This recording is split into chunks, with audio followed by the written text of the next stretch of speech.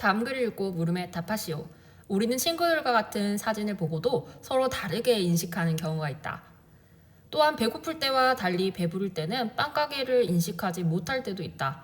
이처럼 동일한 대상에 대해서도 사람이나 상황에 따라 인식이 다를 수 있는데 후설은 우리가 대상의 의미를 파악하는 과정을 통해 이러한 현상을 설명하고 있다. 후설은 우리의 의식은 대상과 독립적으로 존재하는 것이 아니라 어떤 대상을 구체적으로 지향하며 이를 통해 대상과의 관계에서 어떤 의미를 형성하는 성질을 가지고 있다고 말한다. 이 성질은 의식의 지향성이라고 하는데 의식이 대상을 향하지 않으면 우리는 그 대상을 인식하지 못한다는 것이다. 동일한 대상에 대해서도 사람이나 상황에 따라 다르게 인식하는 이유를 후성을 얘기했습니다. 이것을 의식의 지향성이라고 얘기해요. 가의 일문단은요, 후설이 설명하는 의식의 지향성에 대한 얘기였네요. 한편 우리의 의식이 대상을 만나 의미를 형성할 때는 시간과 공간의 영향을 받게 된다. 의식의 의미 형성 과정에서는요, 시간과 공간의 영향을 받게 된다고 하네요. 왜냐하면 의식이 의미를 형성하는 과정은 한 번으로 끝나는 것이 아니라 시간의 흐름에 따라 반복되고 공간도 대상과 함께 인식되어 의미 형성에 영향을 주기 때문이다 라고 되어 있네요. 의식이 대상을 만나 의미를 형성할 때 시간과 공간의 영향을 받는 이유에 대해서 나타나 있습니다.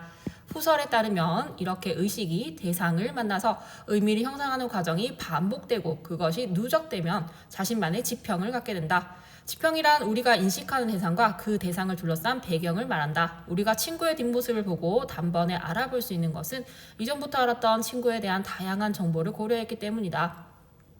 사람은 개인마다 경험이 다르기 때문에 대상에서 형성하는 의미도 달라져 그 결과 다른 지평을 갖게 되고 지평이 넓어질수록 개인의 의식의 범위는 확장된다. 그리고 인식의 주체는 지평을 바탕으로 다양한 상황에서 의미를 파악할 수 있다고 본 것이다. 전통 철학에서는 의식과 독립적으로 대상이 존재하고 주체성을 가진 인간, 즉 주체가 대상을 객관적으로 파악함으로써 의미가 얻어진다고 보았다. 대상의 의미에 대한 전통 철학의 견해를 얘기하고 있습니다. 하지만 후설은 주체가 지평에 따라 대상에서 형성하는 의미가 달라지므로 대상을 객관적으로 파악하는 것은 불가능하다고 보았다. 이처럼 후설은 의미가 대상으로부터 객관적으로 얻어지는 것이 아니라 의식과 지평을 지닌 주체에서 비롯된다고 본 것이다. 3문단에서는요, 대상의 의미에 대한 전통 철학과 후설의 견해에 대해서 얘기했습니다. 나 문단의 1문단 살펴보도록 할게요. A. 자전거를 한번 배우고 나면 오랫동안 쉬었다 하더라도 쉽게 다시 탈 수 있다. 마치 몸 자체가 자전거 타기에 관한 지식을 내재한 듯 느껴진다. 이때 자전거 타기를 배운 것은 나의 의식일까 몸일까? 자, 일상적 경험을 바탕으로 의문을 제기하고 있어요. 전통 철학은 의식과 신체는 독립되어 있고 의식이 객관적 세계를 인식한다고 보았는데 메릴로 퐁티는 이를 비판하며 신체를 통해 세계를 지각할 수 있다고 말한다. 그에 의하면 신체, 즉 몸은 의식과 결합하여 있는 신체화된 의식이라고 규정한다. 남은 단은요, 의식과 신체에 대한 메릴로 퐁티의 견해에 대해서 얘기하고 있네요. 이 문단. 메릴로 퐁티는 몸이 세상과 반응한 것을 지각이라고 했는데 후설의 지향성 개념을 수용하여 몸이 지향성을 지니고 있어 세상을 지각할 수 있다고 보았다라고 되네요. 자, 그럼 지향성을 가지고 세상을 지각한다라고 보는 것입니다. 자, 여러분, 후설의 지향성 개념은요, 의식이 대상을 구체적으로 지향하며 이를 통해 대상과의 관계에서 어떤 의미를 형성하는 성질에 대해서 얘기하고 있어요. 늘 집에 방치되어 있던 자전거도 우리 몸이 지향함으로써 지각되고 의미가 생긴다는 것이다.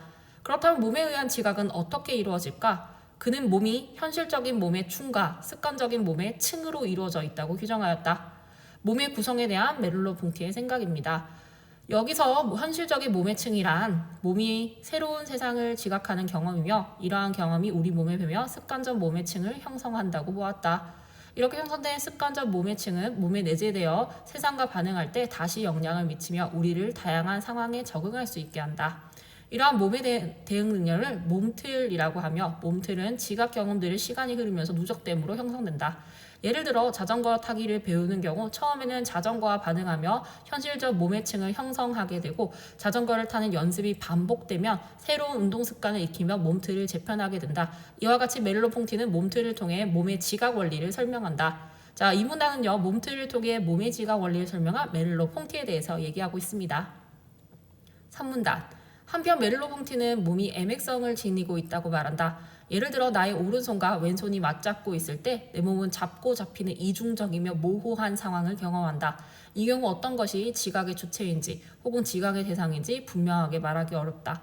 또 내가 언짢은 표정을 한 상태에서 밝은 미소를 띤 상대방의 얼굴을 봤을 때 나는 상대방의 밝은 모습에 동화되면서 동시에 상대방은 나의 언짢은 모습에 얼굴이 경직되는 듯한 변화를 보이게 된다. 이건 몸의 애매성을 지니고 있는 상황에 대한 얘기죠. 이처럼 구체적 삶에서 우리가 경험하는 몸의 지각은 대부분 주체와 대상이 서로 얽혀 있고 명확하게 구분되지 않는 것이다. 자, 메를로퐁티가 말한 몸의 애매성의 의미가 되겠습니다. 즉 메를로퐁티는 몸을 지각의 주체로만 보지 않고 지각의 대상이 될 수 있다고 보았다라고 합니다. 애매성으로 인한 몸의 특성에 대해서 얘기하고 있습니다. 다음은 가와 나를 읽은 학생이 작성한 학습 활동지의 일부이다. 기획에서 미음에 들어갈 내용으로 적절하지 않은 것은 도입문단의 내용 제시 방식 파악하기. 이건 1문단에 나타나 있는 거죠. 글의 내용 전개 방식 이해하기. 자, 전개 방식은요. 개념 정의, 과정 제시 정도가 있겠습니다. 두 글을 통합적으로 비교하기에는요. 통합적이란 것은 종합적으로란 뜻이 되겠죠. 적절하지 않은 것 구하러 가보도록 하겠습니다. 선지 1번입니다. 인식과 연관된 상황이라는 것은 어떤 것이겠죠? 동일한 대상에 대해서 사람이나 상황에 대한 인식이 다른 상황을 얘기하겠죠. 특정한 철학자는 후설이 되겠습니다. 맞는 선지가 되겠고요. 선지 2번. 일상의 경험을 바탕으로 의문을 제기했다라는 것은 자전거 타기를 배운 것을 의식인지 몸인지에 대한 의문을 제기하면 시작했죠. 맞는 선지가 되겠고요. 특정 철학자는 메를로퐁티의 몸이라는 개념이 들어왔습니다. 맞는 선지가 되겠습니다. 선지 3번 디귿. 인식과 관련하여 특정 철학자가 사용한 개념이란 것은 후설이 사용한 지향성 지평의 개념이 되니까 맞는 선지가 되겠고요. 정의한 뒤 그 개념을 바탕으로 대상의 의미를 파악하는 과정이라고 했으니까 의식과 지평을 지닌 주체에서 비롯된다는 내용이 들어가겠죠. 맞는 선지가 되겠습니다. 정답은 선지 4번이었는데요. 한계와 의의가 나타나지 않아서 정답이 되겠습니다. 선지 5번. 특정 철학자들의 주장에 나타나는 공통점과 저 공통점은 무엇이 될까요? 지향성의 개념이 되겠죠. 그 주장이 전통 철학과 어떤 차이를 지니고 있는지를 파악할 수 있음이라고 되는데요. 인식에 대한 후설의 주장과 전통 철학의 차이, 그리고 신체에 대한 메를로퐁티의 주장과 전통 철학의 차이가 잘 나타나 있었죠. 맞는 선지가 되겠습니다. 적절하지 않은 것은요. 정답은 선지 4번이었습니다. 메를로퐁티의 관점에서 몸을 이해한 내용으로 적절하지 않은 것은 선지 1번. 몸은 의식과 결합하여 존재한다. 맞는 선지였고요. 세상과 반응에서 의미를 형성한다. 네, 몸이 지향함으로써 지각되고 의미가 생긴다고 보았죠. 맞는 선지가 되겠습니다. 선지 3번. 지향성이 없더라도 세계를 지각할 수 있다. 아니요, 없다고 보았습니다. 3번이 정답이 되겠네요.